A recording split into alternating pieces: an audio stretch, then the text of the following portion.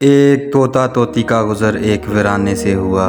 ویرانی دیکھ کر طوطی نے طوطے سے کہا، کس قدر ویران گاؤں ہے۔ طوطے نے کہا، لگتا ہے یہاں کسی الو کا گزر ہوا ہے۔ جس وقت طوطا طوطی باتیں کر رہے تھے، عین اسی وقت ایک الو بھی وہاں سے گزر رہا تھا۔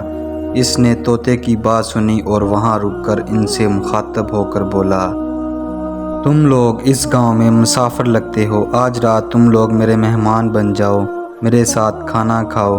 الو کی محبت بھری دعوت سے طوطوں کا جوڑا انکار نہ کر سکا اور انہوں نے الو کی دعوت قبول کر لی۔ کھانا کھا کر جب انہوں نے رخصت ہونے کی اجازت چاہی تو الو نے طوطی کا ہاتھ پکڑ لیا اور کہا، تم کہاں جا رہی ہو؟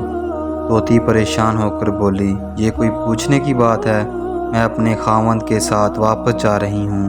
الو یہ سن کر ہنسا اور کہا، یہ تم کیا کہہ رہی ہو، جبکہ تم تو میری بیوی ہو۔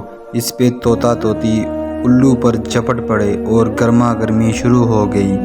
دونوں میں جب بحث و تکرار زیادہ بڑھی تو الو نے طوطے کے سامنے ایک تجویز پیش کرتے ہوئے کہا، ایسا کرتے ہیں، ہم تینوں عدالت چلتے ہیں اور اپنا مقدمہ قاضی کے سامنے پیش کرتے ہیں۔ قاضی جو فیصلہ کرے وہ ہمیں قبول ہوگا۔ الو کی تجویز پر طوطا طوطی مان گئے اور تینوں قاضی کی عدالت میں پیش ہوئے۔ قاضی نے دلائل کی روشنی میں الو کے حق میں فیصلہ دے کر عدالت برخاست کر دی۔